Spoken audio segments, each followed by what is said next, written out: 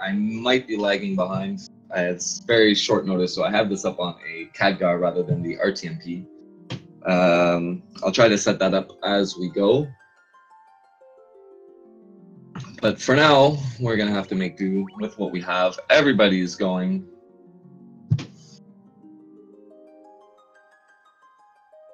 So as I'm sure the most of you who have been paying attention to the tournament know, there is a quick equipment glitch menu right off the bat here in Cornelia. There's a lot of things going on. I'll try to explain them kind of as I go. Basically, what we want to be doing here is turn the hammer into a knight's armor. It'll give us some extra defense onto all of our characters, as well as provide an extra one to allow us to sell. We'll be able to pick up some items with that.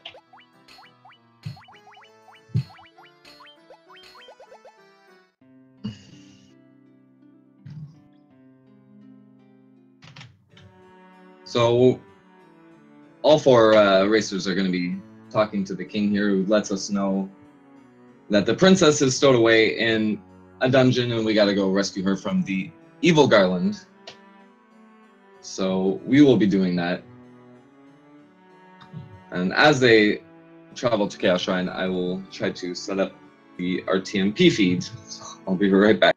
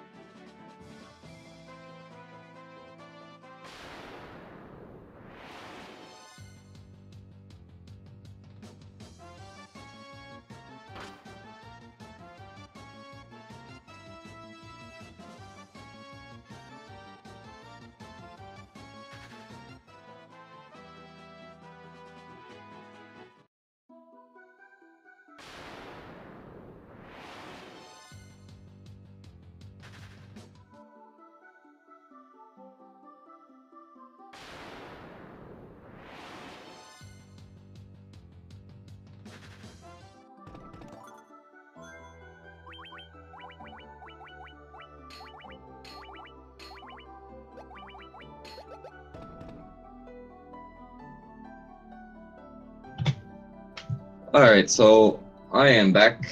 Right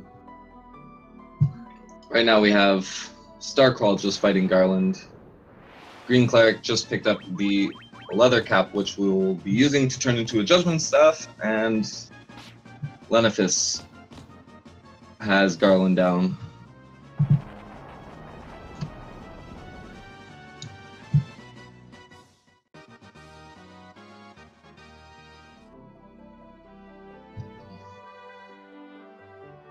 Looks like some slight technical difficulties from Poorscythe's end.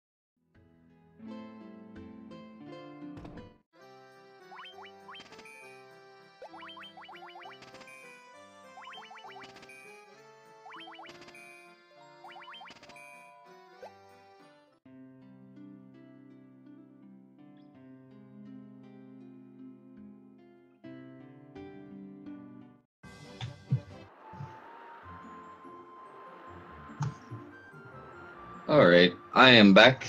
While we try to get Lenophis's attention, I will stick my commentary on the Starcrawl versus GreenCleric race. At the moment, Starcrawl with a slight edge coming out of Provoca.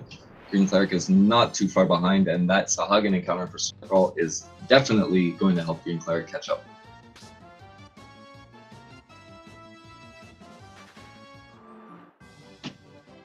So Sahagins in the early game are extremely fast, and it is quite difficult to run away from them first try.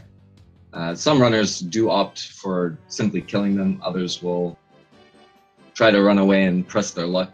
Looks like Starcrawl tried the latter of the options.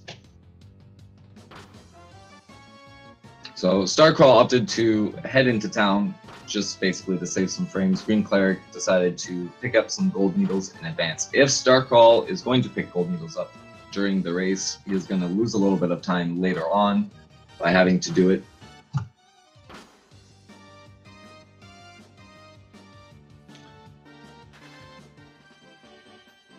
They'll lose the same amount of time, but GreenCleric having it out of the way now gives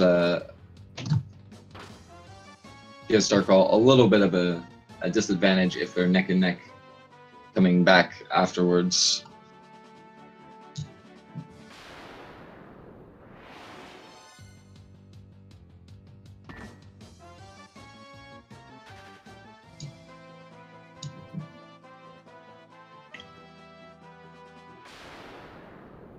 Meanwhile, Lenophis with a 9-minute Pisco Demons is most likely not paying attention to his chat right now, as he is on pretty solid pace.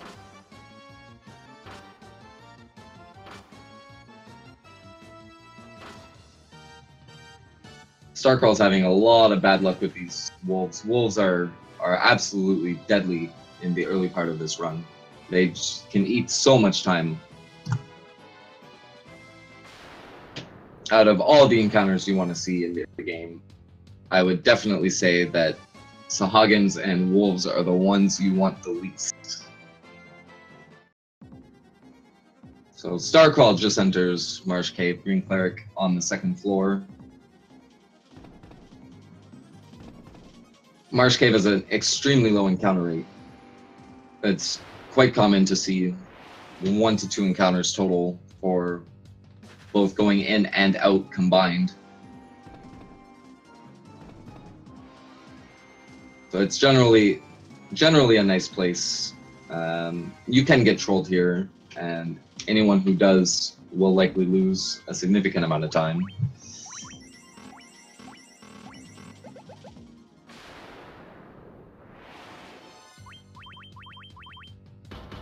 Starcrawl managing to edge back into the lead ever so slightly, getting into the Pisco fight. He's got a 3 Pisco fight, whereas GreenCleric has a 4 Pisco fight. Doesn't make much of a difference unless the Piscos actually get turns off.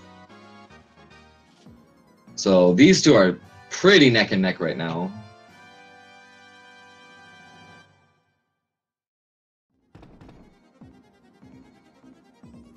Meanwhile, looking downstairs, Lenophis with an 11-minute Astos. That is incredible.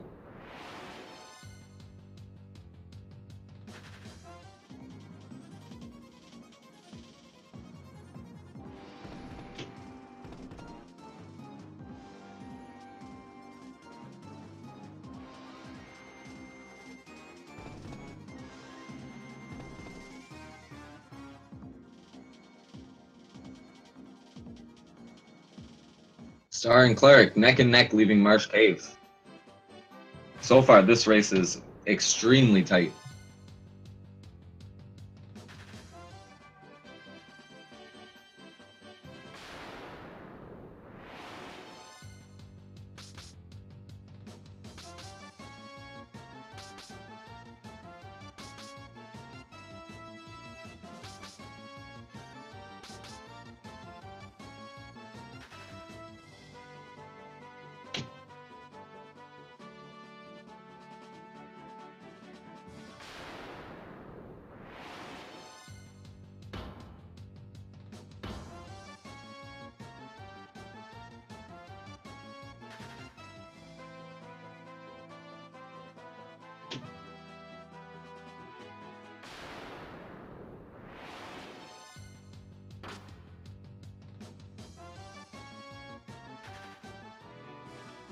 Alright, so it looks like tournament admins at the moment are trying to figure out a solution for Poorscythe crash.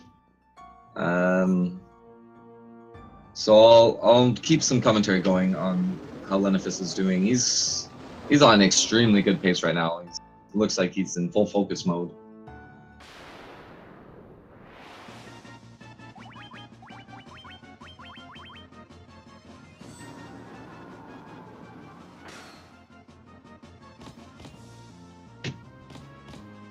Cleric and Starcrawl at Astos.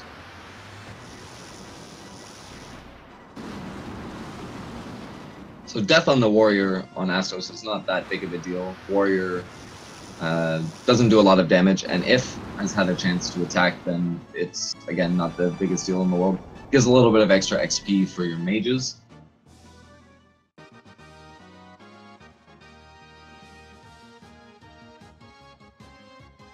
So Starcrawl with a slight edge coming out of Astos. This race is still very, very, very close.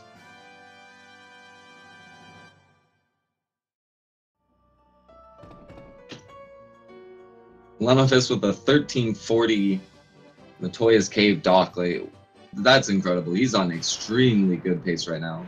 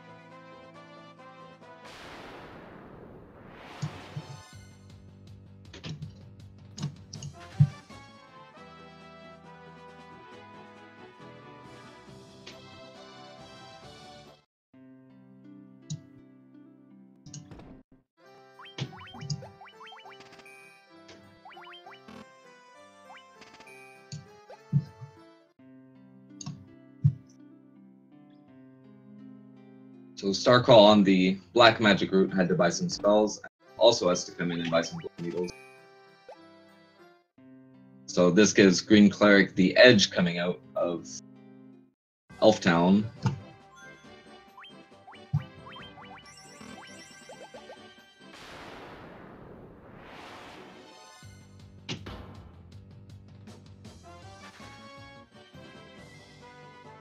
So Cleric and Starcrawl with 1530 managed to board their ship on their way to Matoya's Cave. As you can see, Lenophis 2 minutes ahead of that.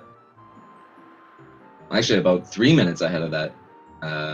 So the pace Lenophis is on right now is absolutely incredible. This is a 16-minute Mystic Key for him.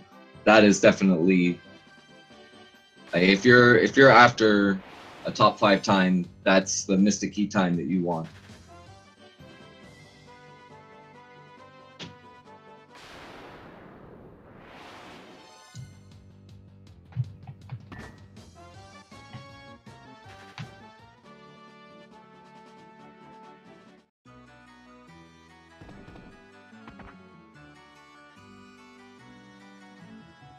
Alright, I got a quick update for you guys regarding the Poorscythe and Lenophis race. After a quick discussion with the admins, Poorscythe will be,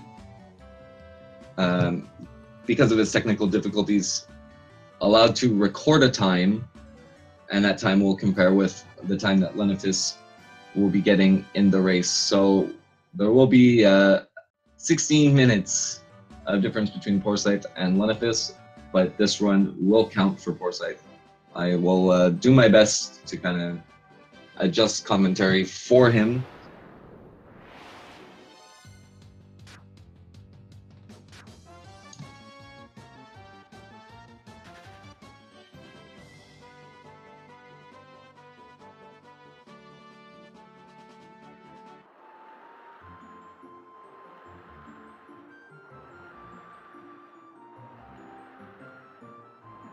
So in Lenophis' side, he is done an equipment glitch to turn the Mithril Hammer into Thieves' Armlets. Now, Thieves' Armlets greatly improve your agility, and doing so will allow Lenophis to run from a greater range of mobs, including those wolves. It's not uncommon to get first turn fleas from them once you have the better equipment.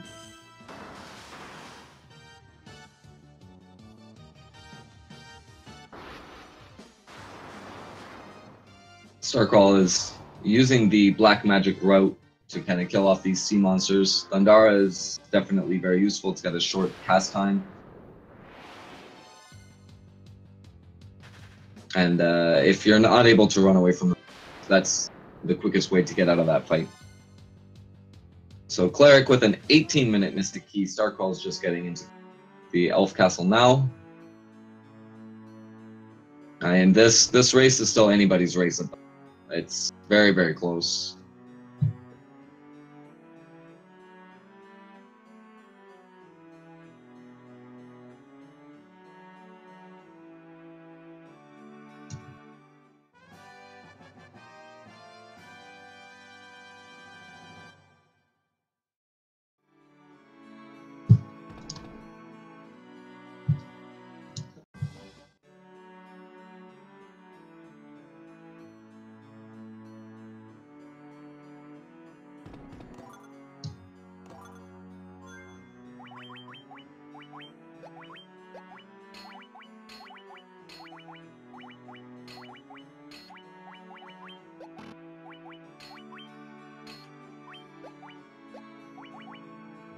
At the moment, Lenophis's feed is stuck. He is still going. Don't worry. He is currently blowing up the canal. We'll try to get that fixed momentarily.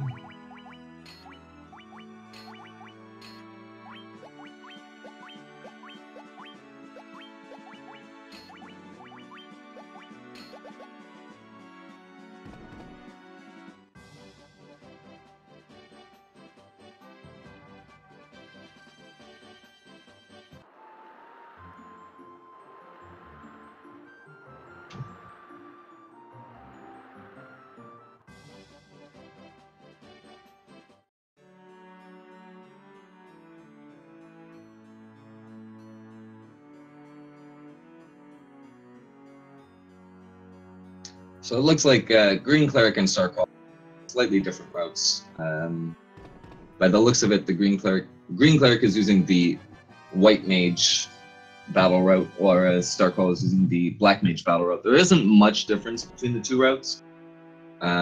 Both are going to use second tier magic to kill off unrunnable encounters. The difference is who is casting the spell. So with the White Mage route, you get spellcasting items and have the White Mage use the items, whereas in the route Starcrawl is using, you just learn the spells on the Black Mage. Time-wise, there isn't much difference between the two, just slight preferences. The Black Mage route requires a little bit of less inventory management and a little bit less menuing, but you do have to sort of pay attention to your Black Mage's MP levels, whereas the White Mage route requires a lot less MP management, but you do need to set up your inventory properly to be able to access the items needed to cast your spells. Overall, there are places where each route sort of saves a little bit of time over the other one, but it really does balance out overall over the course of the entire run.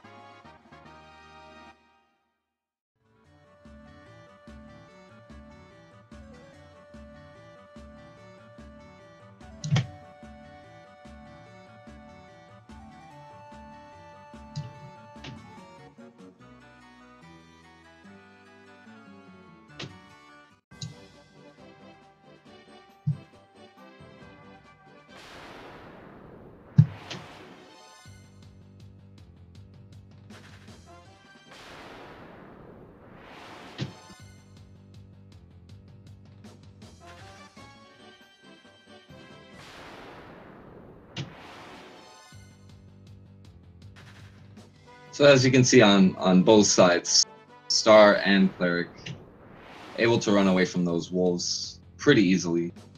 That extra agility from the Thieves' Armlet is a huge boost to your run chances. Cleric is having a little bit of trouble escaping from some Sahagins though. And this is where having the Black Mage with spells like Thundara definitely helps. At this point in the run, you kind of expect to be able to see from them. But if you can't first turn, having Thundara to one-shot them, as opposed to using the Judgment Staff with its extremely slow animation, is definitely an option for you.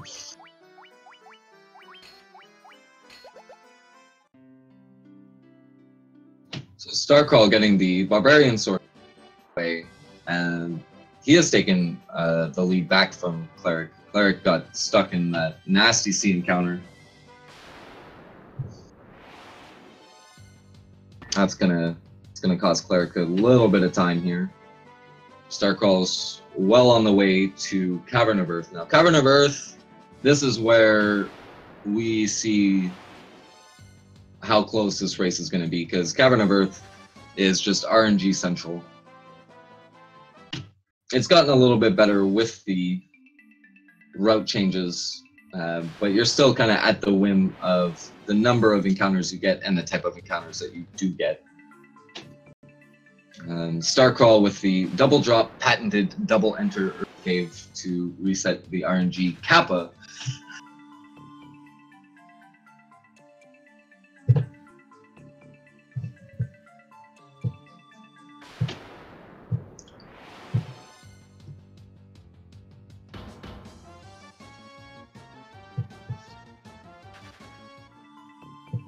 So the worst of the floors in Cavern of Earth is the third one. The third one can either give you an extremely nice 1 or 2 encounter run through, or you can get 50 of them, and it's really up to the luck. Also, as I mentioned, the encounters that you get here greatly determine how fast you get through the floor. So this is the first floor in the game where you can encounter unrunnable encounters, as you see on Starcrawl's side here. He's encountered Pisco Demons. That was the mini-boss that we fought earlier. Because it was a mini-boss, it has an unrunnable flag to it, so we have to stop and kill it. This is where having Thundara on the Black Mage helps, as it is arguably the fastest way to get these mobs down. Having to stop and fight them as opposed to being able to run away will drastically slow you down.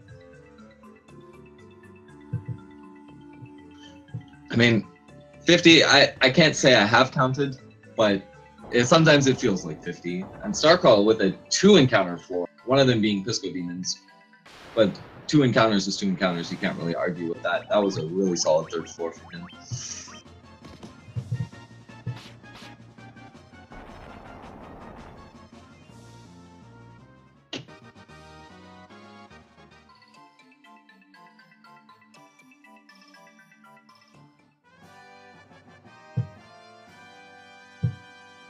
So Cleric having a pretty good start to 3F as well. Wraiths here are another nasty floor. They're a little bit too fast for you to be able to run instantly. You can, but it's rather close. It's really up to the runner whether or not you want to just kill them with some fire or try and run away and cross your fingers.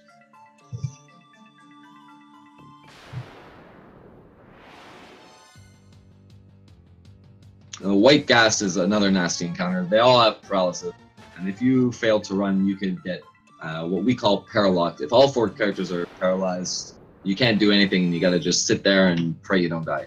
Or someone comes out of paralysis before you do die and have a chance to escape. That generally wastes sometimes a minute to 2 minutes just being stuck in paralysis. As you can see, Cleric, as soon as the White Mage had another turn, opted to use the Judgment Staff to just get rid of them. It's the safer option rather than try the escape.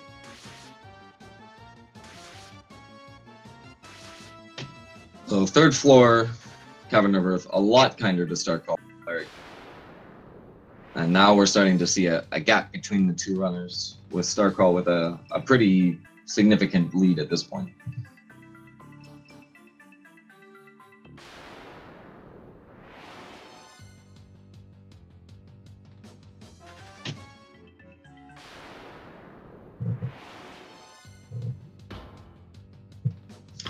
So that's Vampire down for Cleric.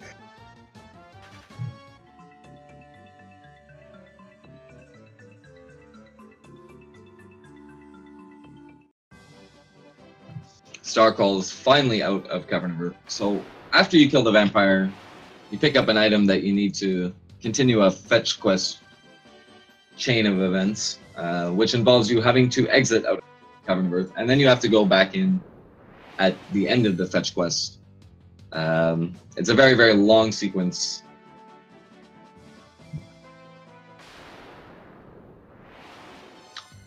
And what you're supposed to be doing is take the Star Ruby and feed it to the giant in the cave over to the west side of Cavern of Earth, which Starcrawl realized he forgot to do as soon as he got on the ship. So that's an unfortunate mistake on Starcrawl, and it cost him about 30 seconds to give Cleric a chance to catch up.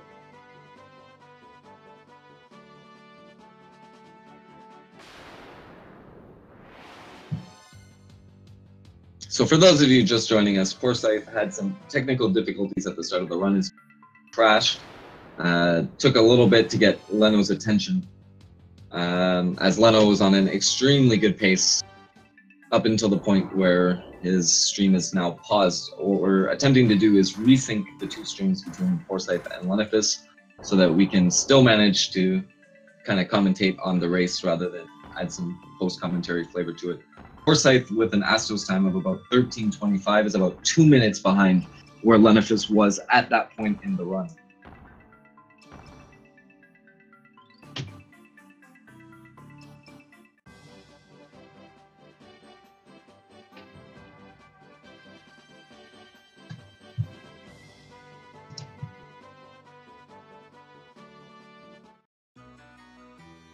For those of you who are curious, Lenophis is still going very strong.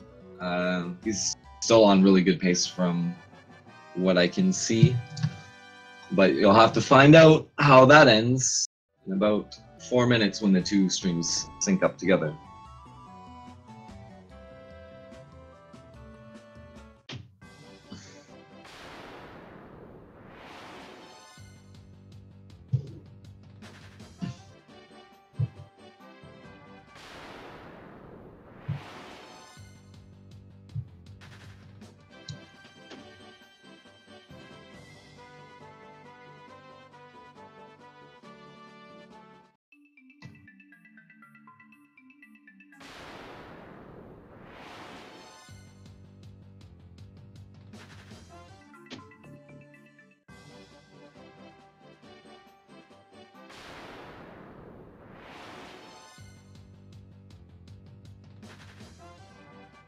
So Starcrawl is heading back to Cavern of Earth. Cleric is on his way to get the Sage's Staff, or the Earth Rod, sorry, not the Sage's Staff.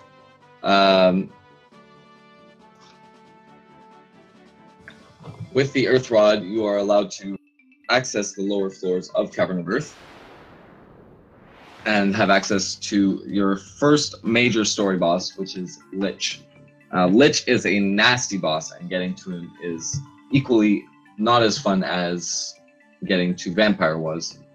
We'll see if Starcrawl has the same sort of luck he had getting to Vampire in his attempt to get to Lich. One thing I didn't mention when we were on B3 for the first time is that there are a mob on that floor, cockatrices, which can petrify you on hit. If all 4 characters become petrified in the battle, it is an instant game over, and as such you will probably see both runners saving at the beginning of B3. Both runners also picked up some gold needles for safety reasons earlier on in the run. Pisco Demon's first encounter for Starcrawl. Quick Thundara will take care of them, but it does slow him down for a few seconds as he's got to stop and kill these. Cleric just getting into Cavern of Earth. It's about 2 floors behind. And here are the cockatrices. Starcrawl to run. That's Petrify on the warrior and the white mage. So, and the thief. This is not good. Black mage has to run here or he's in a lot of trouble. He got out of that one. Very luckily. That could have been a wipe on Starcrawl's end and would have sent him back to the beginning of V3.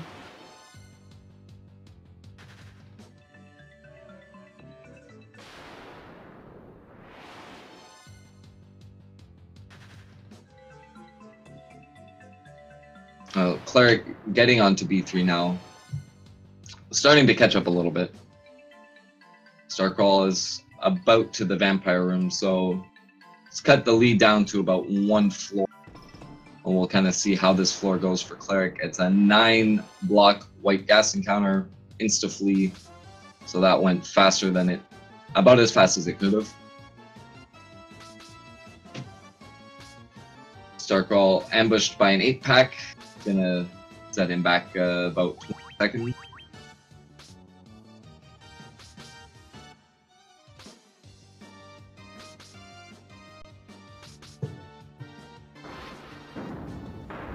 And we're getting pretty close to the time where Leno and Poorscythe's streams are synced back up.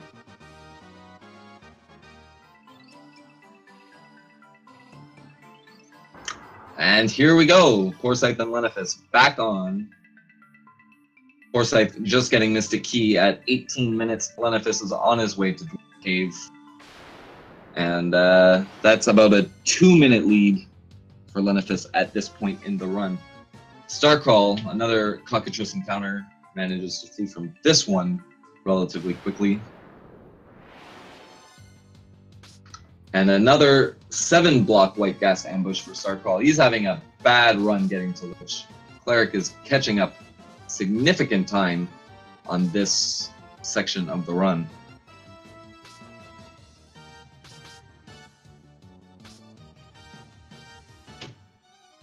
For those of you just joining us, welcome to Speed Gaming 2. This is the losers quarterfinals of the Total Chaos 3 PSP 80% tournament. You're here with your host, Double Drop, and we've got a dual race between Poorscythe and Lenophis, as well as Starcrawl and GreenCleric. The winner of each race will play each other in the next round of the tournament. Starcrawl and Cleric. Cleric managed to get a slight lead coming out of B4 and is at Lich. Starcrawl on Lich's floor now. The difference is about 20 seconds between the two of them.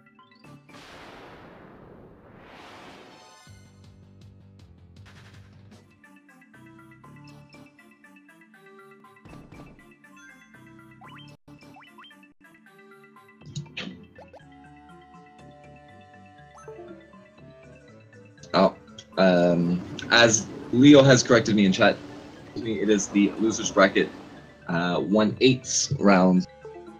So the round before the quarterfinals. Thought we were a little bit further ahead in the tournament than we are. You'll have to excuse me. As I mentioned at the beginning of the stream, I called in at the last minute. I have not been following the tournament as closely as I would have liked to. Starcrawl with a wipe to Lich. Lich is nasty in the sense that if he Blizzards your party, it's an instant wipe. Both runners saved beforehand. On a PB attempt, Lich is pretty much the gatekeeper. He can just wipe you for absolutely no reason at all and kill your run. So both of them having a little bit of bad luck there. Starcrawl manages to get Lich down and retake the lead.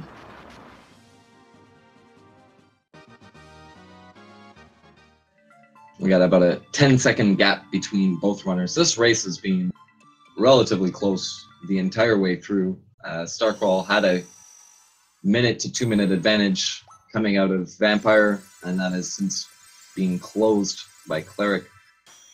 Lenophis entering Melmond now. He's going to do a quick menu inside the town and then head on his way to Cavern of Earth.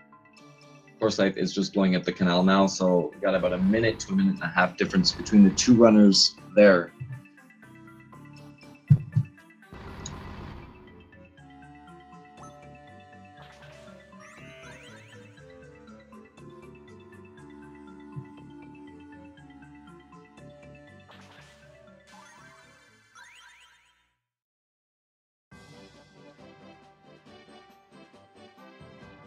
For those of you just joining into the stream, we had a little earlier on in the race. Poorscythe had his PSP crash, so he has restarted, and we will be accepting his final time at par with whatever Lenophis' time is.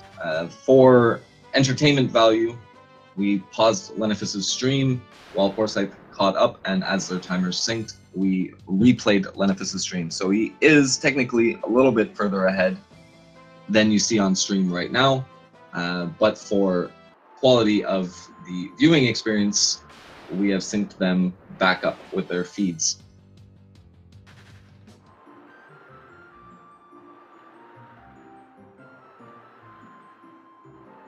So Cleric and Starcrawl on their way to Crescent Lake.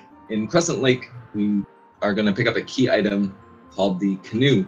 The Canoe is going to give us access to a larger portion of the world. And it's at really this point where your options as a runner kind of expand a little bit. In the iteration of the routes both runners are using, it's going to be Ice Cavern will be the first stop for both runners. But realistically, you have access to Gulag Volcano, to Marilith, and to Citadel at this point in the run.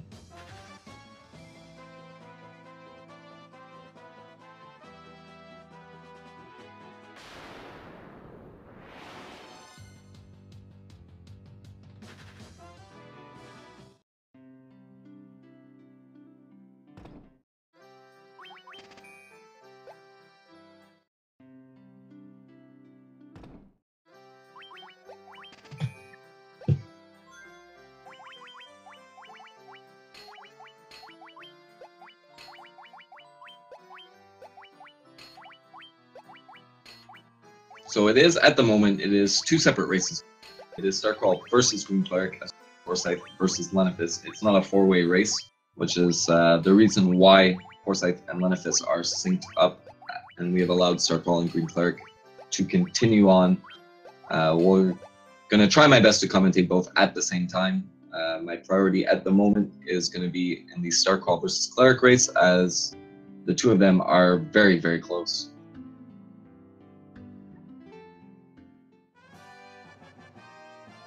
We got Poorscythe and Leno both in Cavern of Earth. We saw that Cavern of Earth was pretty nasty in the top race. Lenophis is at Vampire, 24, pretty solid time for Vampire. And Poorscythe managing to catch up pretty significantly over the course of the last few minutes is also on B.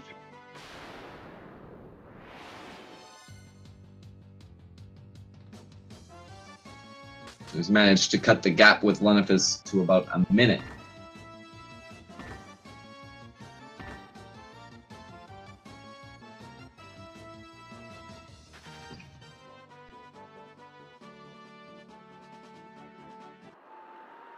So Starcrawl on the way to Cavern of Ice. Cleric getting some menuing out of the way.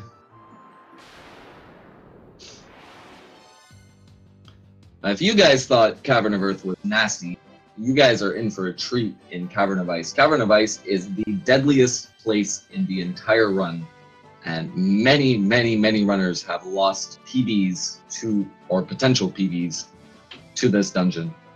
It features the biggest meme in FF1, which is my own personal double dragons.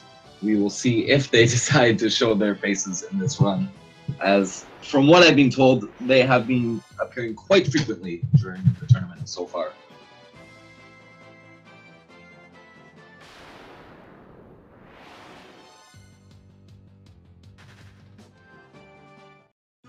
Now, with some somewhat recent route changes to the run, Cavern of Ice has become significantly safer than it was when I ran the game. You have a lot more agility, the Lust Dagger that we did not have before, as well. Just in general, you have a lot more options for dealing with mobs in the dungeon. Before, when I ran the game quite some time ago, Cavern of Ice was a crapshoot. Having done a couple attempts since the routing changes, I'm pretty satisfied overall with how Cavern of Ice has become a little bit safer. But as you can see, with Poorscythe, when you get ambushed, it is still deadly.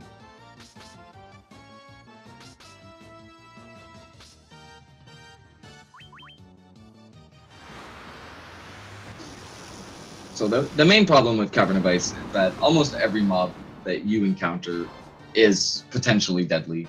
Like, any ambush with undead could paralock you and lose you 2 minutes to your entire run. Cockatrices show their face here. You have Pisco Demons, which are unrunnable and can waste a lot of time. White Dragons, which in an ambush can wipe you. Dark Wizards can wipe you with a single Firaga. So it is definitely not a nice place, especially at the levels that we're at in the speedrun.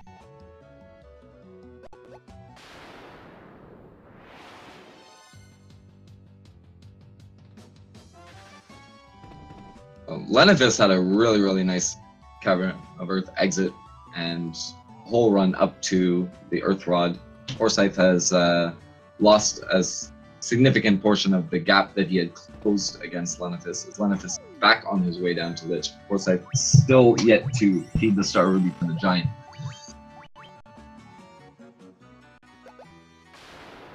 Now, Starcrawl is hitting the grind section against Evil Eye. Now, what we want to do here is grind on the Evil Eye. Evil Eye is sitting on what we call a spike tile. So every time you walk over that tile, you're going to get into an encounter with this Evil Eye.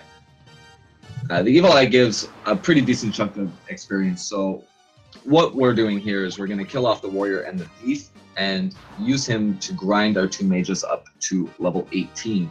We need level 19 to learn a specific tier of spells, which will give us access to Teleport and Kilara, both of them which are essential to us finishing the run. By killing off the 2 melee characters, we have a greater XP pool for our mages, making the grind a lot faster. The grind itself takes about 1.5 minutes. It's very quick. And I see a white dragon on clerics. They're showing up.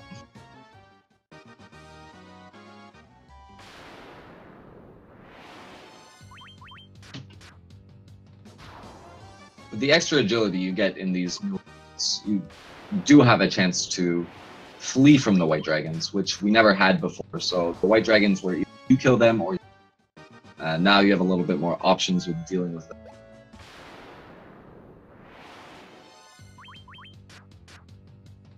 So Cleric threw the midway spike tile on the way to grind. Starcrawl midway through the grind right now. Times are still pretty close, within about 1 minute to 1.5 minutes of each other. Still anybody's run from their end. Downstairs we got Poorscythe picking up the Earth Rod, Lenophis on his way down to Lich. Lenophis widening the gap a little bit more.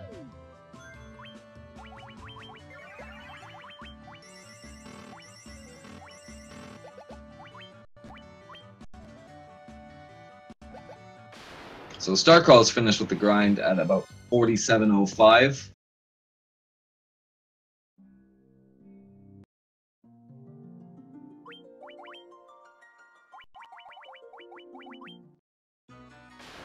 And reset on the spike tile to an encounter that he like. But it looks like we have lost his timer.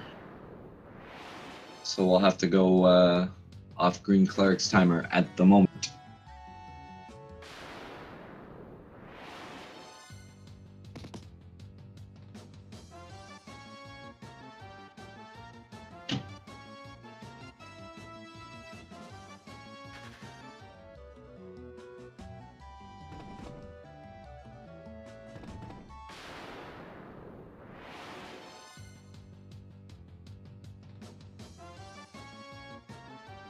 So at this point, you could revive your warrior for some extra safety, but Starcrawl electing to keep the warrior dead just to give some extra XP, make sure that both his mages jump from 18 to 19 before he needs to learn the spells. Your warrior doesn't have a lot of agility, his run chance is very good, so really the only reason that you would want him up is just to make sure you have an extra body to be a petrified target if need be. It's pretty safe to leave him down. The warrior does a good job of tanking the floor throughout this run. In that regards, he is very, very similar to the FF14 Dragoon.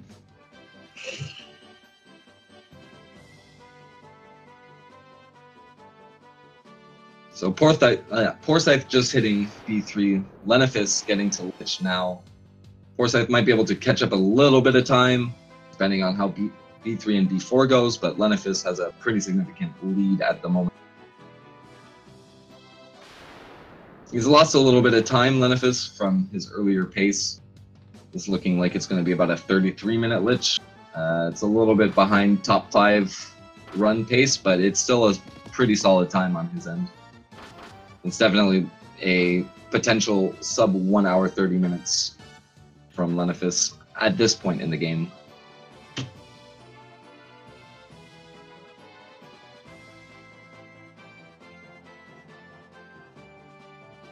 So both Cleric and Starcrawl out of Cavern of Ice. Their next stop will be to pick up the airship.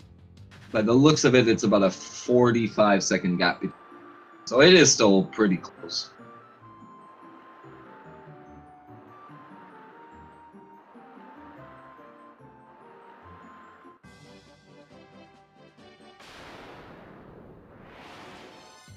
As you can see on Poorscythe's screen, as I discussed with the Wraiths earlier, they are a little bit faster than most of the mobs in here, and you have the choice: fire them to death or attempt to run away. Poorscythe is electing to kill them as opposed to attempt to flee. Killing them is a lot more consistent, of course. Your mages will get their turns off relatively quickly. However, it is not as fast as a first turn flee. It is faster than a second round flee, so it's really the discretion of the runner what they want to do. Now, Starcrawl with the airship on his way to Citadel of Trials, and GreenCleric just picking up the airship now.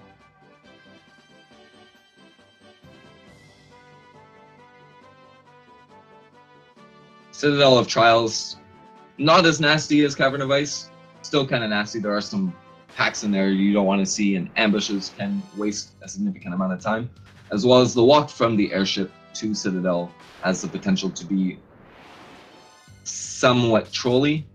Sphinxes, for example, that you see on Starcrawl's screen right now, have a little bit more agility than you'd like and can be sometimes difficult to run away from.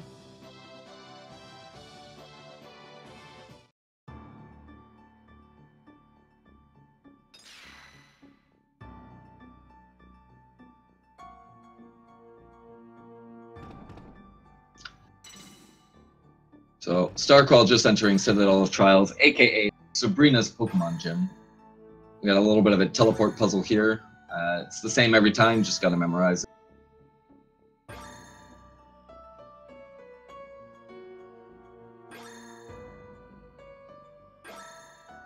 It's very, very important for both runners that they have the route through the teleport puzzle memorized, and hit a wrong teleport by accident, be sent back to the beginning of the dungeon, which is a very costly mistake.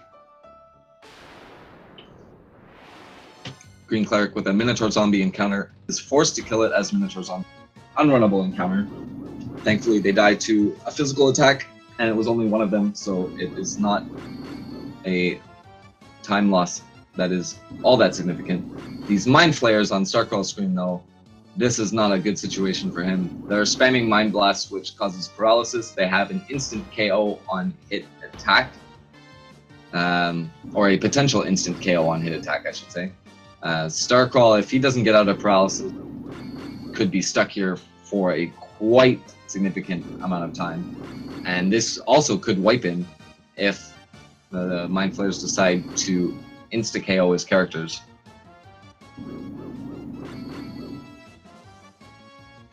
This is like the worst possible scenario in Citadel. It's quite rare, doesn't happen very often, but when it does, it is definitely a huge time loss. So, White Mage managed to get up, Starcrawl managed to get off a Judgment Staff, but the damage has been done. Cleric is on the Nightmares and has managed to close the gap with Starcrawl.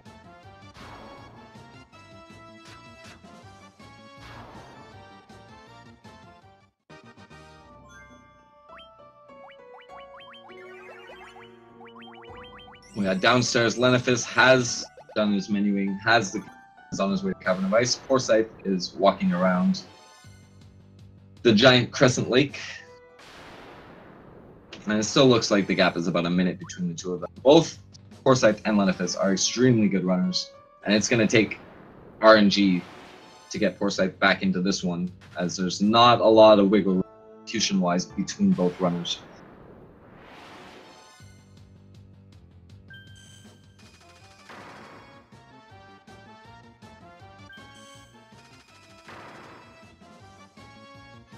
And Starcrawl is not having a good time with mobs here in Citadel. He's getting a lot of ambushes, a lot of nasty attacks. Paralock cost him a significant amount of time.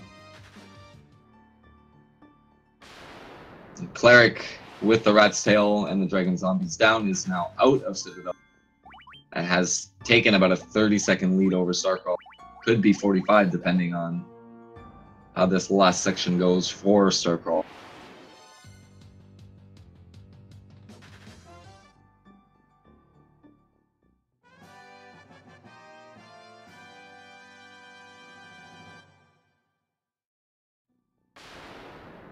So a little bit of routing changes with the Black Mage route allows Starcrawl to skip the gauntlets inside Citadel, which saves them a couple steps.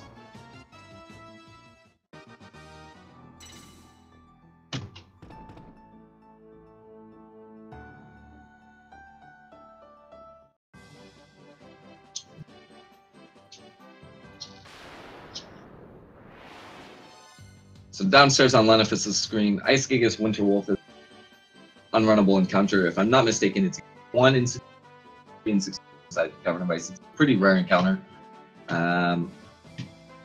When you have a lot of Winterwolves, that encounter becomes rather dangerous. With the 2 of them, you can knock them down with physical attacks and get out of it pretty quickly.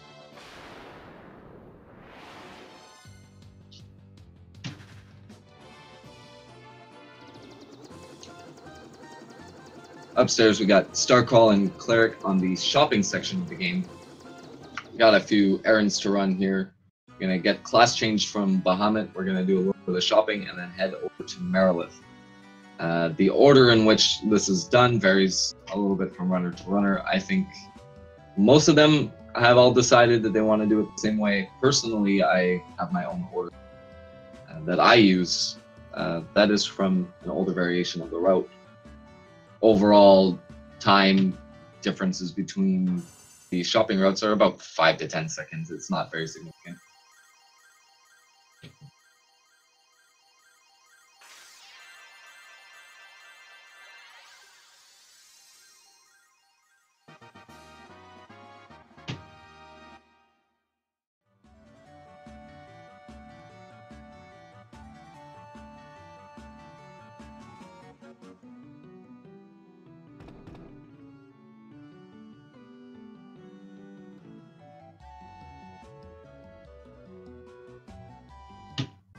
Yeah, so Lenophis electing to save at the beginning of the dungeon allowed him to just reset his way out of the Paralock. Having the safety saves in here definitely help for that. Sometimes you will see runners elect to safety save before the spike tile halfway point in Cavern of Ice, as if they get an ambush or a large encounter pack can simply reset and try again.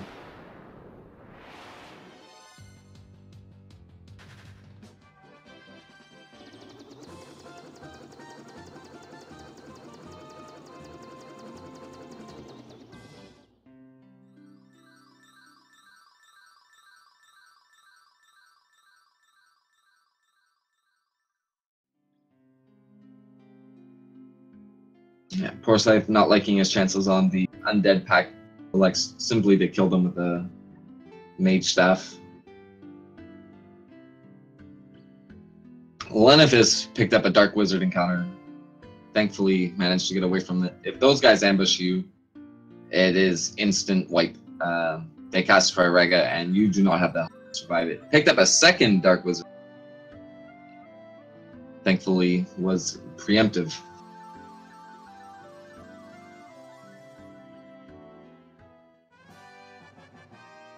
The one redeeming quality of dark is that it seems they are preemptive the majority of the time. So you have to be unlucky when you encounter them actually wipe. But as soon as you see their sprite appear on screen, your heart really starts to race, especially when you're on good pace. It is a very scary sprite to see pop up on your screen. So both Cleric and Starcrawl inside the volcano. Cleric with a little bit of an edge. There's an encounter here we don't want to see, which is the Ogre Mage encounter. That one is, with a specific mob with it, is unrunnable, and we'll have to stop and fight it. Overall, there's not a lot of encounters that you really see inside the volcano, as you cannot get encounters on the lava tiles, and you'll see runners go out of their way to step on as many lava tiles as possible to make sure that they get as few encounters as possible. Fire elementals on GreenCleric's side are unrunnable. It's going to stop and kill them. So the lava tiles combined with the PSP's lower overall encounter rate makes for a very quick dungeon. The GBA version, it's not uncommon to see 5 or 6 here, and I've had 0 encounter volcanoes in PSP, so it's definitely a lot quicker in this version of the game. The fire elemental is costly for Cleric, as Starcrawl has managed to retake the lead.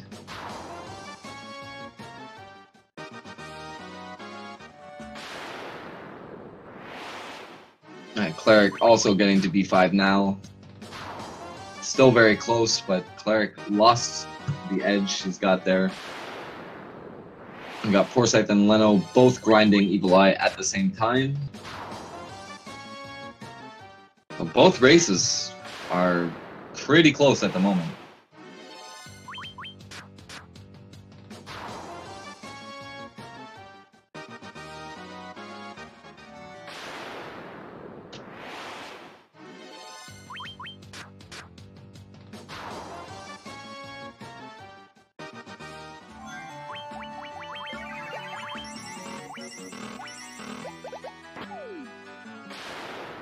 Lenophis out of the grind, on his way out of Cavern of Ice. Poorscythe, judging by his HP, looks like he's not too far behind.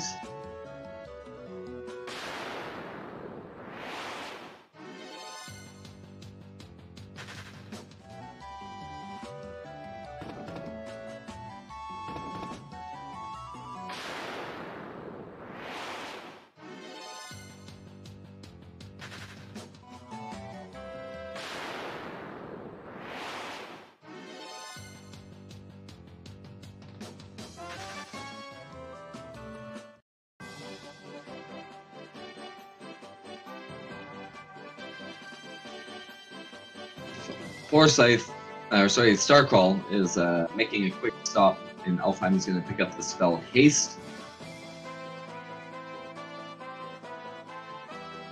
He's going to pick it up, as well as Blizzara, as he's on the Black Magic route. I will allow him to kill mobs without the spell usage items. Dark Wizards for Poorscythe, again a scary moment when you see them. And Melman, we're going to pick up Kilara and Teleport for our mages. So one of the bonuses in this route is it's possible, depending on the encounters that you get between Ice Cavern and doing your shopping, that your ninja may have leveled up enough to learn Haste. And if so, that is a pretty nice advantage going into the end game when you're fighting the Four Fiends refights as well as Chaos. having that extra haste cast can speed things up a little bit.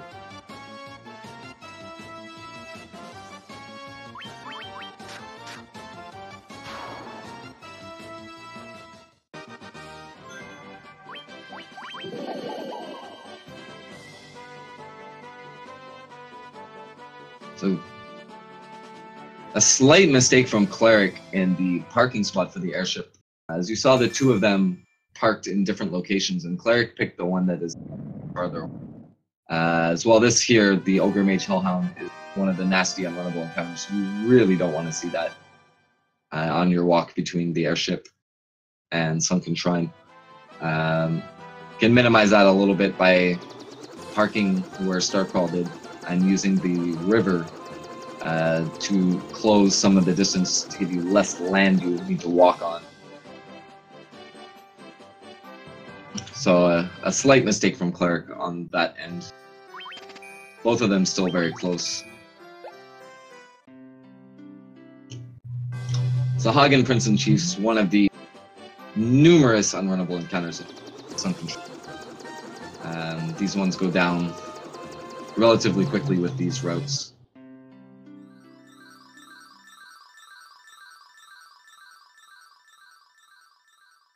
Sunken Shrine is as overall being one of the dungeons that has benefited the most from the newer iterations of the route. Now that you have better ways to kill off the mobs, or faster ways to kill off the mobs, the amount of time that you lose from every unrunnable encounter you get is less significant than it used to be.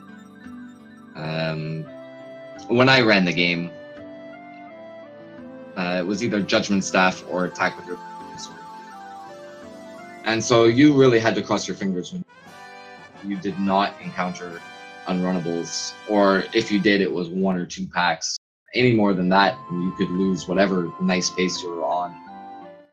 With the newer versions of the route using tier 2 elemental spells, Blizzara, Thundara, Fyra, you have a lot more options in dealing with them, and the time that you lose from encountering those packs is much less.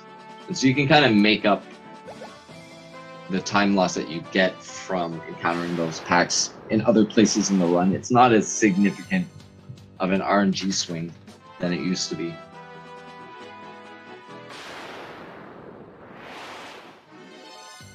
So Cleric and Starcrawl still neck and neck.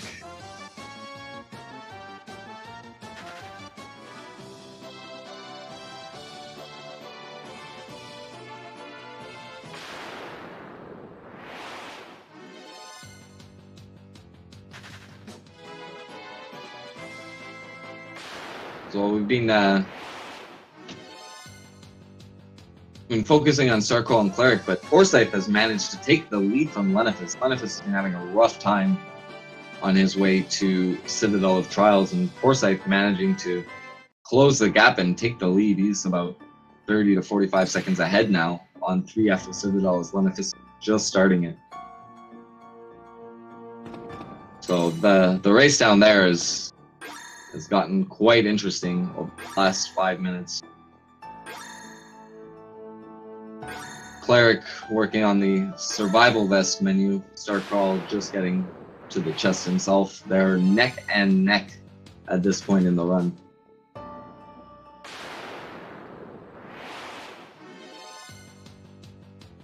The survival vest is a massive agility increase from the black garbs. And this will allow you to run from the vast majority of enemy packs in the game, with the exception of the unrunnable ones. There are still a few encounters that will give you some trouble, but overall, like, the survival vest is the top tier of agility equipment, and that will carry you into the end game.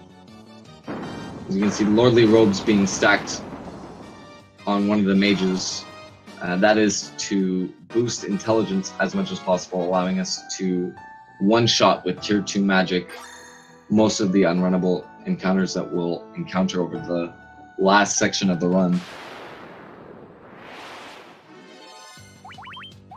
So Poorscythe picks up the rat's tail, Gotta get through this mandatory Dragon Zombie Spike Tile.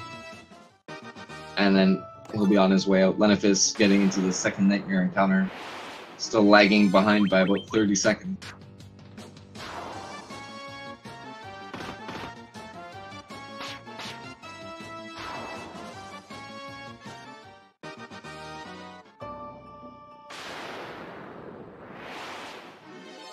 And the Lenophis is just getting bombarded by encounters. Citadel right now.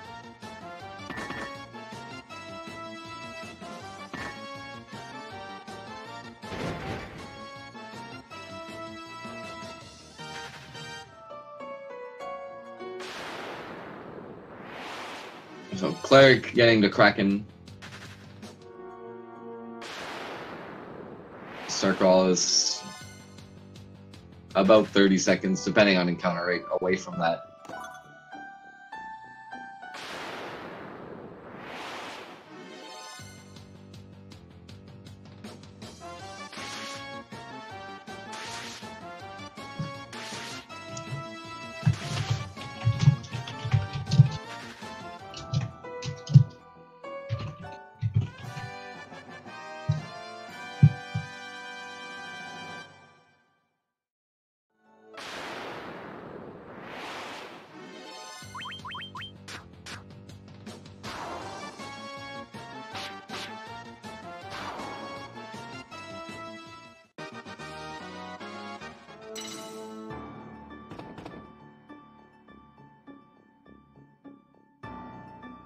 Lenophis finally at a Citadel. Poorscythe about at the airship. That's going to be the number of encounters that Lenophis gets that will determine if the gap will widen or manage to stay the same. They're both going to do the shopping section now. We'll focus our attention back up to Starcrawl and Cleric. Both of them now have Kraken down. There's about a cutscene's worth of difference between the two runners. And Cleric on the way now to Waterfall Cavern. Waterfall Cavern has a very trolly encounter rate. You could either get really lucky or lose a lot of time in Waterfall. Nightmares in particular are the encounter you don't want to see. The survival vests give you a lot higher chance to run away from them, but I mean, they're one of the encounters that it's still very tight with your agility, and so it may take 1 or 2 rounds to get away from them.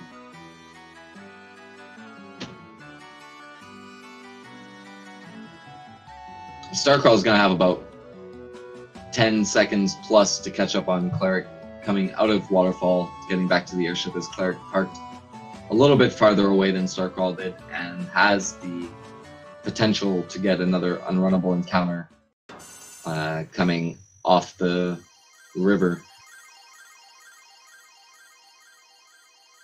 Starcrawl with the Ice Gigas Winter Wolf, that's going to slow him down a little.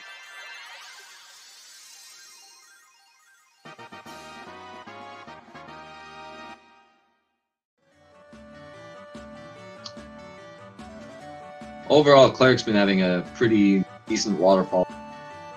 Not too many encounters. Not too many costly ones either. When you get ambushes in here, if you get an 8 or 9 pack, that's really deadly, but an ambush on a single one only costs you a couple seconds. It's not the end of the world. So Cleric on the spike tile at 1:12:20. Picks up the ribbons, going to do a quick menu here, and then out. I'm going to keep that time in mind so we can reference Starcrawl when he hits the spike tile. Is about 30 seconds behind at the moment. Might be a little bit more based on encounters.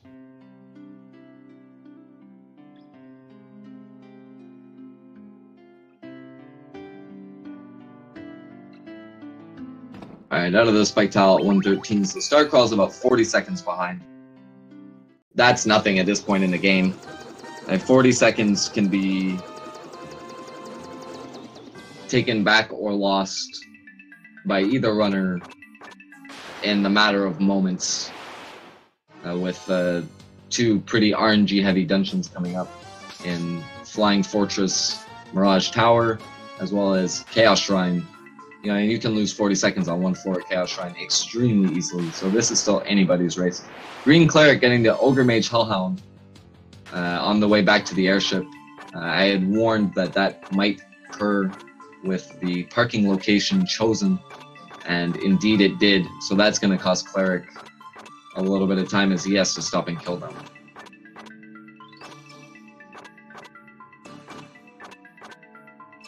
So the next stop for both runners will be Melman to learn the Lufenian language, which we need to progress through the story.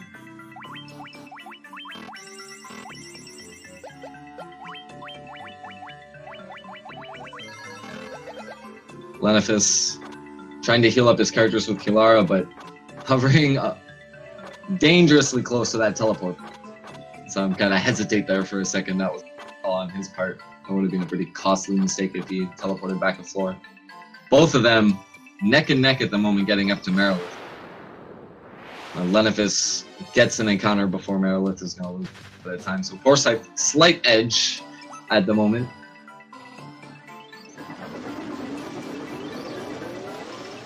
Cleric is starting the infamously long walk to Lufenia. Starcrawl still has to fly there. It's about 20-second gap on the top side.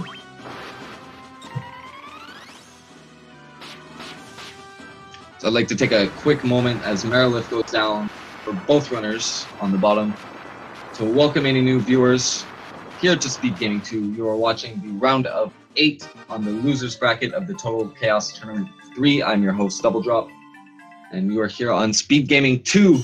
We've got 2 races going on simultaneously between Starcrawl and GreenCleric, as well as the bottom race between Poorscythe and Lenophis. Both of them still extremely close. The winner of each race will play each other, I believe, in the next round. Let me just check the bracket to confirm that. No, that is a mistake. So the winner of each will move on into the semifinals. The winner of Starcrawl GreenCleric will be playing against Lenophis, and the winner of Poorscythe Leno will be playing Soma in the next round. Excuse me on that one. Oh, Starcrawl getting Minotaur Zombie Pack, has to stop and kill that. GreenCleric already into Lufenia. This walk is one of the trollier walks in the game. It's all forest, and Minotaur zombies are unrunnable, so the more Minotaur zombies you get, the longer it takes you to complete the walk. I've seen some pretty lucky walks where you get 2 encounters, and I've seen walks where you get 1,000,000 encounters. 1,000,000 obviously being a gross over-exaggeration. The NPC in Lufenia that Starcrawl was just blocked by is complete RNG. Sometimes he just decides to troll you and block you for absolutely no reason at all. And for that reason, he is my least favorite NPC in the game.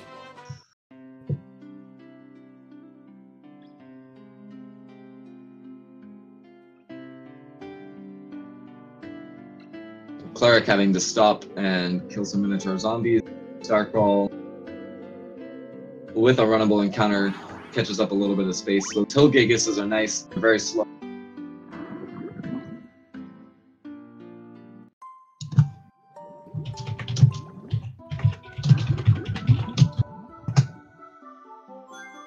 So Lenophis first to enter Sunken. Poorscythe lagging a little bit behind, but they are also neck and neck. Lenophis hop on some the start just to make sure he has enough intelligence to kill unrunnables.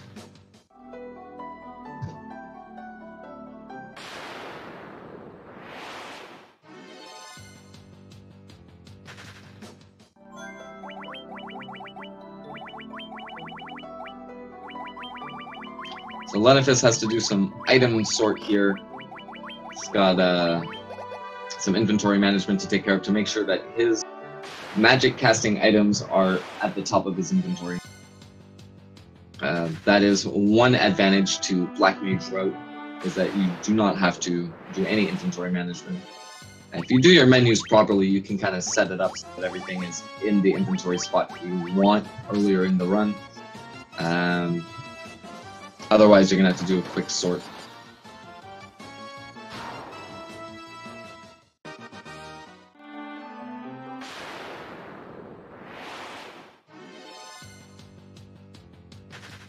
So GreenCleric at the Gatekeeper Blue Dragon Mirage. Starcrawl is about half a floor.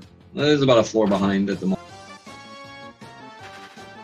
The encounter rate in Mirage can be extremely punishing if you get unlucky, which is what is happening to Starcrawl at the moment. GreenCleric pops up an Evil Eye inside Flying Fortress, which is the, if I'm not mistaken, only unrunnable encounter in Flying Fortress. That's going to cost a little bit of time. And a second Evil Eye. And Starcrawl having some Chimera difficulties, so that is going to even out a little bit.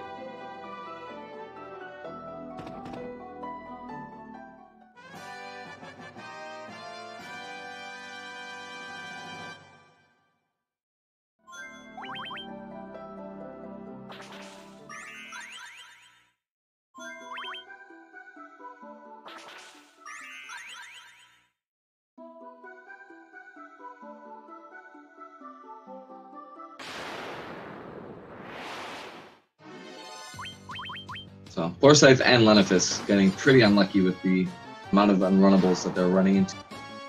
Both of them getting the large Sahagin packs. Poorscythe is doing something I've never done, which is the other light axe in the dungeon. And there are 2 light axes within Sunken. Realistically, only need 1 to do your menu. Poorscythe opting to go for the more distant light axe.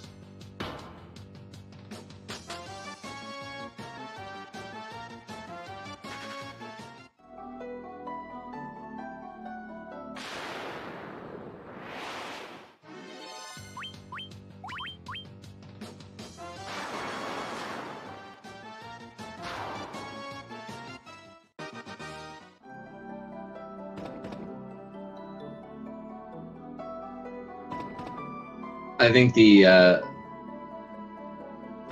from what I can gather, I think the reason for going for that light axe is that 3F in Sunken, the floor that the main light axe is on, has a pretty nasty unrunnable rate, and he just wants to reduce the number of steps he takes on that floor.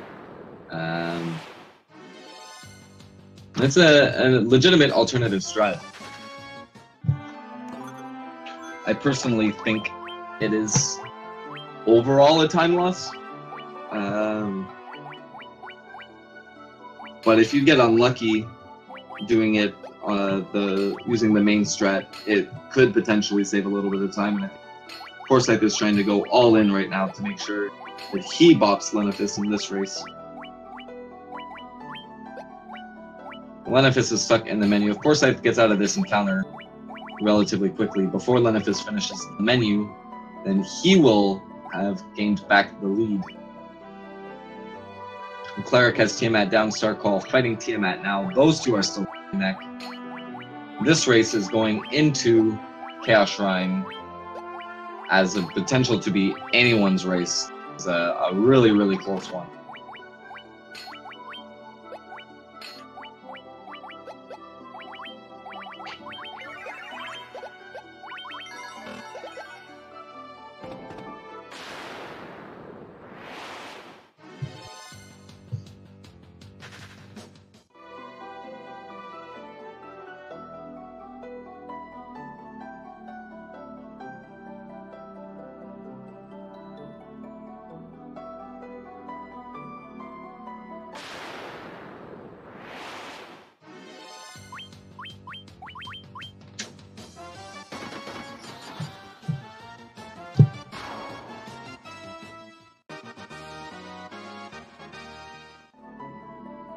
Yeah, so Lenophis still has a little bit of walking around to do. Poorscythe at Kraken has taken the lead. Starcrawl just getting out now of Flying Fortress. Cleric just entering the Chaos Shrine.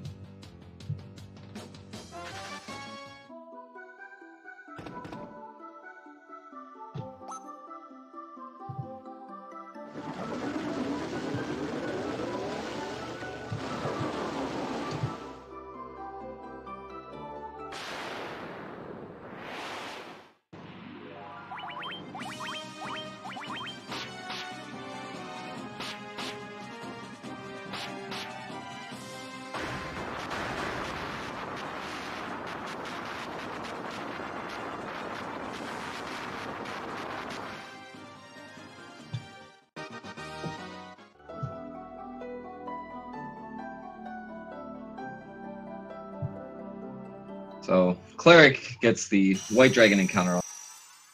If those ambush you, you could be in trouble. A little bit safer in the newer version of the route than they used to be. They are still a frightening encounter to get. Chaos Shrine in general has a lot of unrunnable encounters, a lot of encounters that can just troll the crap out of you. So there may be a little bit of time difference between Starcrawl and Cleric, but it is anybody's race at this point in time. Purple Worm is another one of the unrunnable encounters. And seems like Lenophis might be experiencing the infamous PSP sound glitch at the moment. So if his music cuts out, it is simply a bug with the game.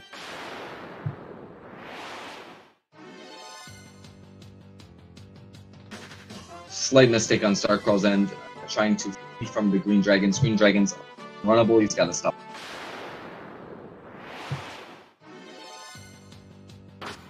At this point, both runners know that they're and are going to be try to have those quick trigger fingers to run away.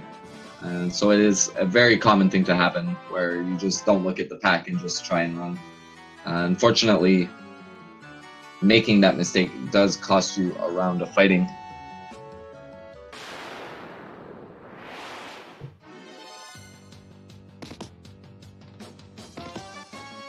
So Starcrawl at the Death Eye checkpoint. It takes approximately 10 to 11 minutes after killing Death Eye to complete the run.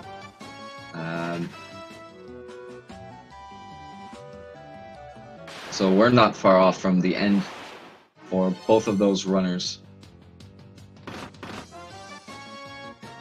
Poorscythe just hitting the spike tile and waterfall. Now Lenophis quite a bit of walk to do.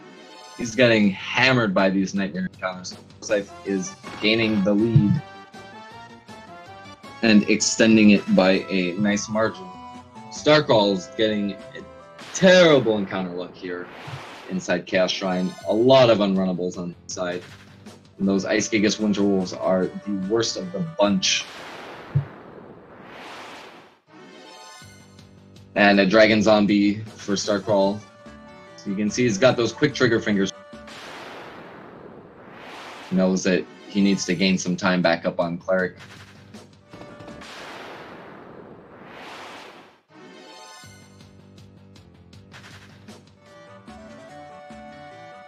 It's very possible there's a slight bit of tilt involved there too. Packs that he's getting have just been infuriating on his end. Cleric is on the Lich floor right now. Oh my gosh, a 6 Winterwolf Ice Gigas pack for Starcrawl, and this has not been a very kind Chaos Shrine to him at the moment. Cleric is a good 3 floors ahead at the moment. And about to fight Lich 2. Now Lich 2 has a chance to cast Flare, which if you are not at full HP can wipe you very easily. So you can see Cleric taking the precaution and healing up to full HP before Lich. And that's Lich 2 down for Cleric.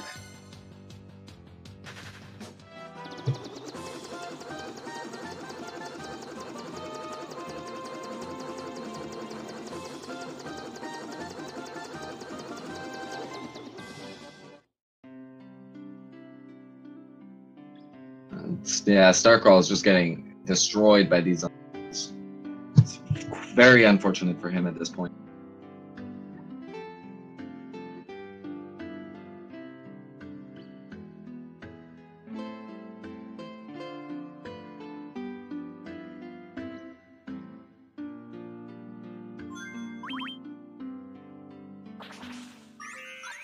So it's Merilith for Cleric. Starcrawl getting the Earth Elementals, like that is also a rare unknown. So he is not having a good time between the start of Chaos Shrine and Lich. The Kraken floor is the other trolly one. He's got some, still has a chance to catch up, and Chaos is in the game, so it's not over yet. The Starcrawl has to catch up a significant amount of time to hold this one out.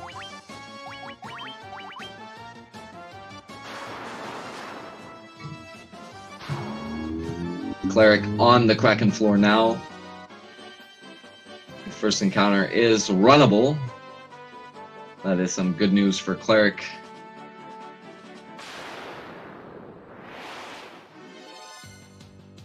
And an 8-pack ambush for Cleric is going to allow Starcrawl a chance to catch up a little bit of time here. It's the water elementals and any ambush on the Kraken floor that is really going to hurt you. And having to sit through all those animations is going to cost GreenCleric about 20 seconds, gives Starcrawl a slight chance to catch up. But Starcrawl is not having the best luck right now, so who knows. The 4 Fire Lizard ambush. And the Blaze animation takes a little bit of time, so that is not good for him. Another large pack ambush for Cleric, though, has potential to help Starcrawl. Well, Starcrawl has caught up a little bit of time due to GreenCleric's misfortune on the Kraken floor. It is still advantage GreenCleric, though, at this moment. Starcrawl is going to need a really solid Kraken floor to make up the time needed to win this one. Meanwhile, downstairs, Poorscythe entering Mirage Tower. Lenophis on the block there now. He's got about a 20 to 30 second lead over Lenophis.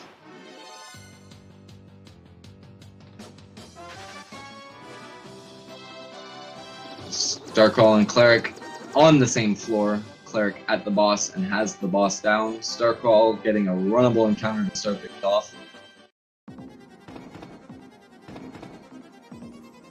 And there's a pack of water elementals. A little bit better than the ambush as Blizzara gets them down very quickly. Cleric onto Tiamat. Tiamat floor is generally very quick. You can get through that without an encounter. For the most part, it is usually quick. Starcrawl hitting Kraken, so they're about 40 seconds off. Starcrawl managing to catch up at least a minute over the last floor and a half.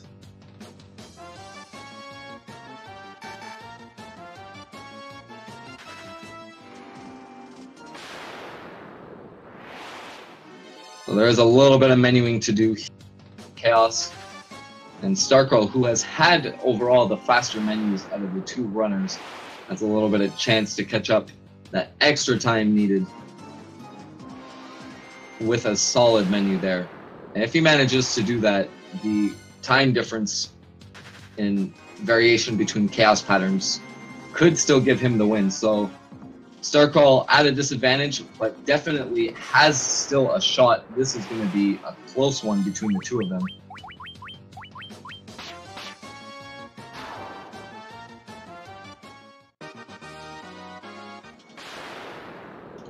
Again, for those of you just joining us, we had a little bit of technical difficulties.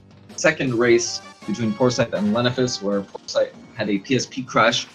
After a quick discussion with the tournament admins, Poorscythe has been allowed to restart. Lenophis, on the other hand, has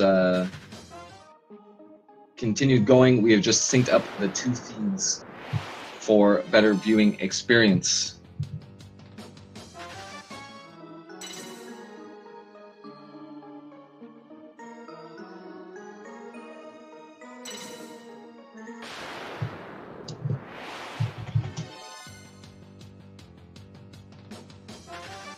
So Cleric on Chaos, Starcrawl menuing a little bit faster than Cleric does. So depending on patterns, if Starcrawl gets physical pattern Chaos, he's still got a shot to win this one.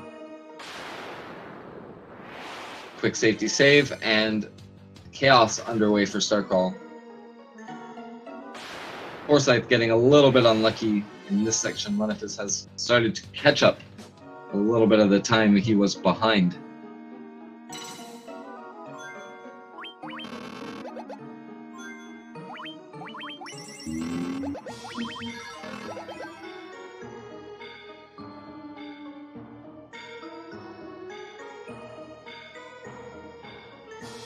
So nothing too costly on Chaos yet. Cleric getting some physical patterns here. This is definitely what Cleric wants to see.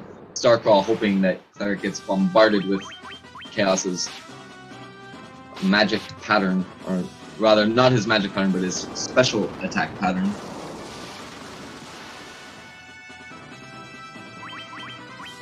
So Chaos has a rotation of spells that he uses. Blaze, Tsunami, Cyclone, as well as he has tier 3 spells in Zaga, Firaga, and Thundaga, and physical attacks.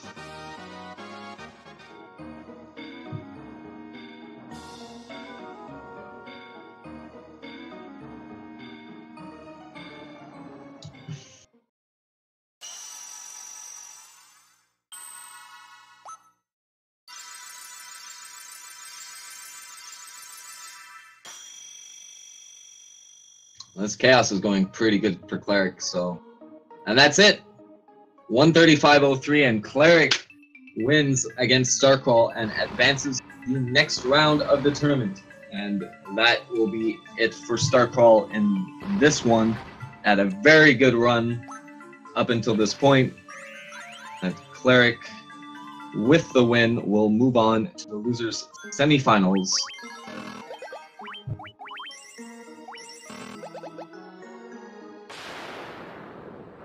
Poorscythe out of Flying Fortress, and Lenophis only a few steps behind.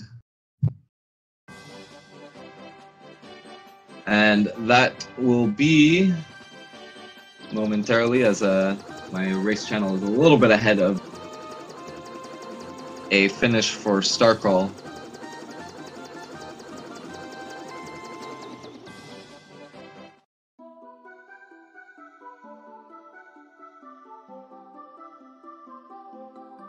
And that's it for Starcrawl. So GreenCleric with a time of 1:35.07 finishes first. Starcrawl with a 1:36.12 takes second place in that race. Only about a minute difference, and it was really Chaos Shrine that made the difference. I know that Paralock in Citadel was pretty nasty for Starcrawl, but he still had a shot. It was Chaos Shrine that that made the difference.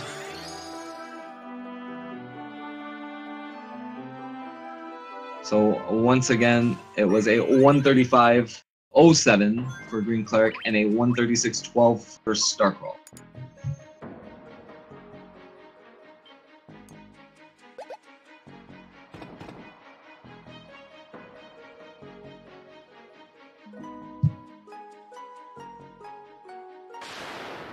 Alright, so back down to the bottom race, Poorscythe and Lenophis going at it at the moment. Poorscythe got a nasty Chimera ambush, but Lenophis having to Ice Gigas Winter Wolf. They're both on the same floor now. Green Dragons on Poorscythe's end is going to slow him down. Lenophis encounter in roughly the same spot, also Green Dragons. The two of them very, very, very tight at the moment.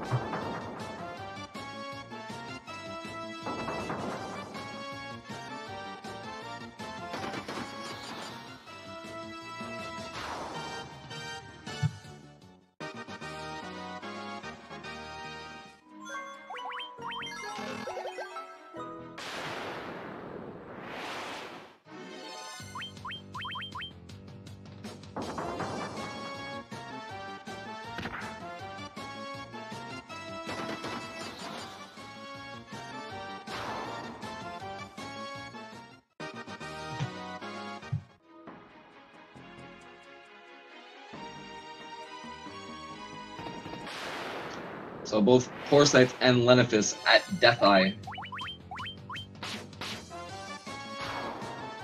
And they are, well, they are neck and neck. Looks like Poorscythe walked over the spike tile twice. So that's going to cost him.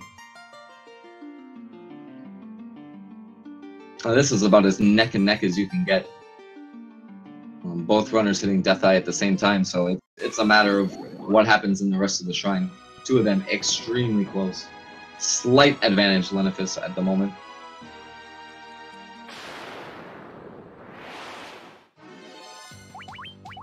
So Leno getting into a Dragon Zombie on Poorscythe with the same encounter. Two of them Seem to be getting very similar RNG patterns at the moment.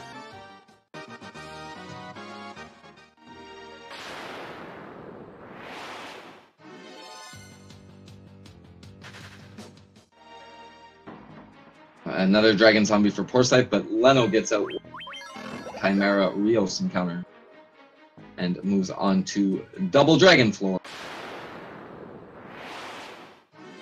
And which he finds them.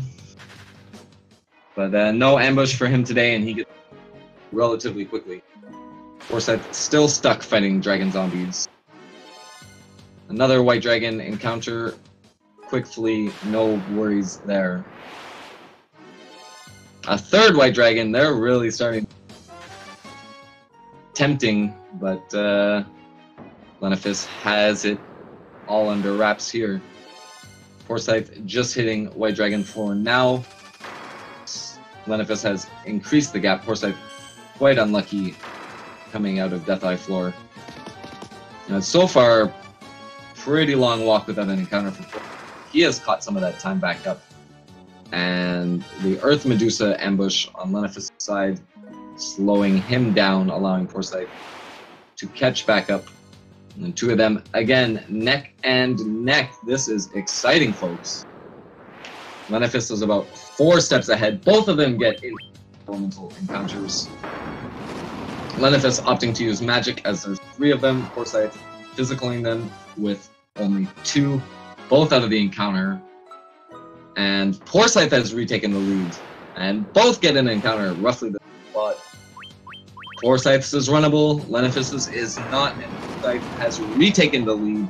This one is very, very interesting to call, guys. So Poorscythe, Earth Elementals, gotta slow down and fight them. Lenophis gets runnable Clay Golem and Stone Golem, so Lenophis catching back up, both about to hit Lich. Poorscythe hits Lich first. Quick heal and into the boss fight. Lenophis, quick heal and also into the boss fight. Opting for the safety save here. Poorscythe is just going full blast. Does not want to waste any time on those saves. So Poorscythe coming out of Lich in the lead.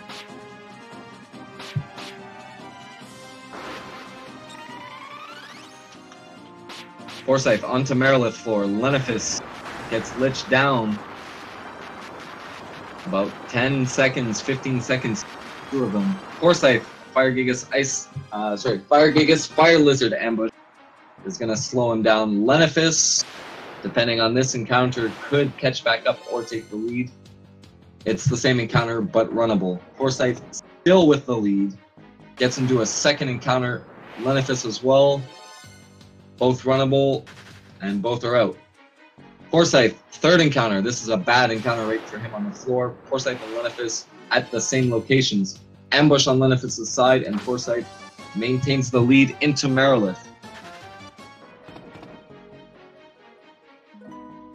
And that's the last encounter on the floor for Lenophis. They're both inside the Merilith fight. Merilith gets off Firaga. I think with this iteration of the route, we only have 2 attackers. That actually happens more commonly than it used to.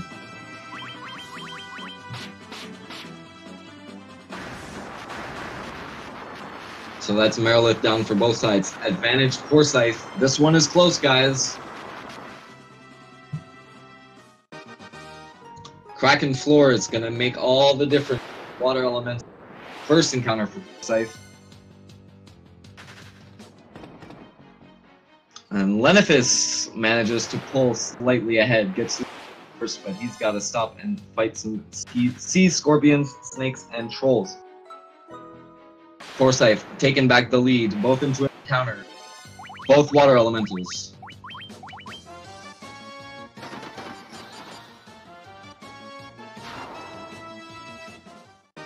Poorscythe is still chugging along, gets into another encounter quickly, and it is an 8-pack ambush. Lenophis has to fight water elementals, but should be able to retake the lead after this encounter. It is an ambush for water elementals. No, it was not. My mistake. And they just got turns off before his Black Mage. Poorscythe gets out of the encounter first, miraculously, and keeps the lead, and Lenophis gets stuck behind an encounter of Water Elementals. So it looked like Lenophis might be able to snag it back there, but Poorscythe manages to get out of that ambush quickly enough to maintain the lead. Poorscythe at Kraken, as well as Lenophis. Neck and neck, about 5 to 10 seconds difference between the two of them right now. This one is up in the air.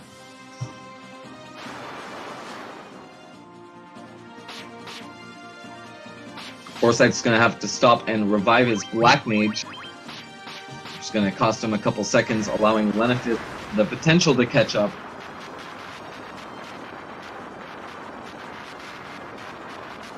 Dan is up on Poorscythe's side, quick healing, and they're both on the Tiamat floor. Lenophis with the slight lead, like split seconds here. The Vampire Lord and Vampire is going to allow him to get out faster than these Purple Worms. Hopefully, he's having difficulty running from them. Judgment Staff animation on the Purple Worm, though, slowing Poorscythe down. Lenophis with the second Tiamat floor encounter, and they're both into Tiamat within seconds of each other. Slight advantage Lenophis going into the Tiamat fight. It's going to depend on what Tiamat does in this fight as to who is coming out of it faster. Thunderbolt on both sides.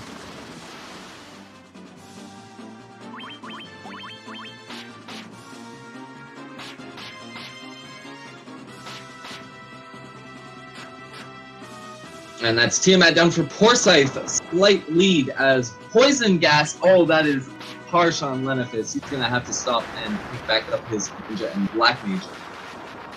That was very scary on Lenophis' side. And Poorscythe is out. No more random encounters for Poorscythe for the rest of the run. Onto Chaos Floor. Lenophis still has a potential for an encounter, and he's out. Now it's all up to Chaos and menuing execution. Poorscythe, one of the best runners in FF1 when it comes to menuing execution. He is extremely quick at menuing. Lenophis is also very good, so this one wicked tight right now. It's all coming down to what rotation they're getting from Chaos.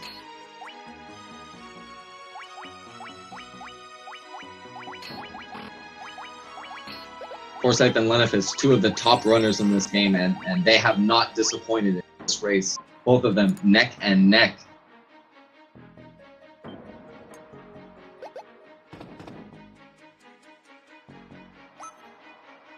Poorscythe into the fight first.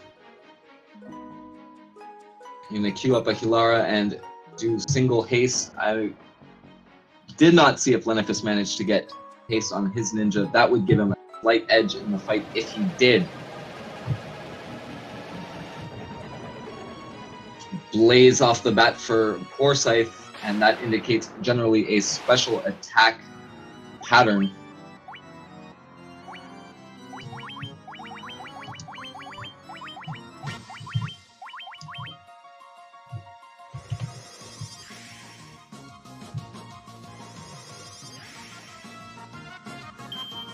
So far, nothing too costly. Both runners have Black Mage HP above the damage threshold for Chaos' special pattern. You can see Poorscythe did not giant pop Black Mage. That's advantage for him, provided his Black Mage survives the special pattern. Lenophis took some time to give his Black Mage some extra safety HP.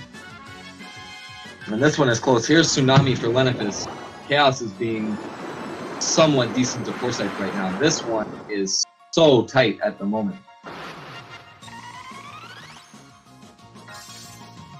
And the Chaos looks like he's being a little bit nicer to Poorscythe.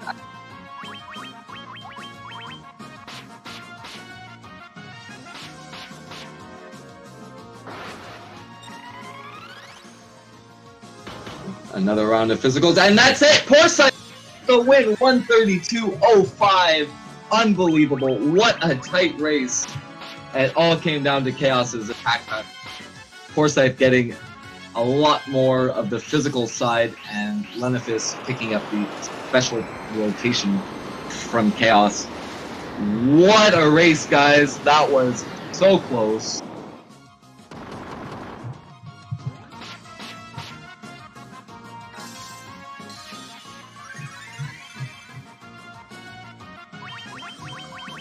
Poorscythe with the gold on Chaos. That was a very nice part. I think I only saw Blaze as a special attack pattern from Chaos. That is the Chaos you want in a PB attempt or a world record attempt. That was incredible. Lenophis getting the general Chaos troll pattern, which is what you can usually expect from the final boss. And he finishes with a 1:33.07, a 1 minute and 2 second difference between both runners as they were neck and neck into the fight. And Chaos just being a minute slower for Lenophis. And Poorscythe will advance into the next bracket. And Lenophis will end his TCT run here. It was absolutely incredible, guys. Two very good races. GreenCleric and Poorscythe moving on. And Lenophis Starcrawl will be finished from this point in the tournament. Thank you for watching, everyone. This was Speed Gaming 2, the Total Chaos 3 tournament. Thank you for watching.